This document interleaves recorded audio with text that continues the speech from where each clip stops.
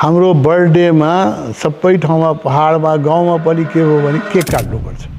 Cake त जुम्लामा बन्दैन, अनि नेपालगञ्जबाट लग्नुपर्छ। त्यो लग्यो भने 7 दिन अगाडि बनाएको हुन्छ, 15 दिनपछि पुग्छ, त्यो बासी हुन्छ हैन। त्यसमा के केमिकल हालेको हुन्छ के पनि थाहा हुँदैन। त्यसको वरिपरि मोमबत्ती बालेर ह्याप्पी बर्थडे गरिन्छ हैन। अब एक त मोमबत्ती निभाउने हाम्रो संस्कृति होइन, दियो जलाउने संस्कृति हो। दियो निभाएपछि त आयु घट्छ, तर भेटिकनमा त्यस्तै भइरहेछ, अमेरिकामा त्यस्तै भइरहेछ। केक काट्नुपर्छ र मोमबत्ती निभाउनु पर्छ भने हाम्रो दार्चुलामा पनि केकै लाग्नुपर्छ। र जसलाई एक बुढाहरू जसलाई केही बोल्न आउँदैन इङ्ग्लिस, उसले पनि ह्याप्पी बर्थडे टु यु भनेर फुक्नुपर्छ।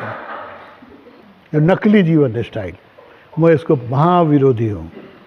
मोमबत्ती निभाउनु हुँदैन, बासी केक लगेर जिल्ला जिल्लामा काट्नु हुँदैन। सेल बनाऊ, मालपुवा बनाऊ, खिर बनाऊ हैन। दियो बाला मन्दिरमा गएर रुख रोप।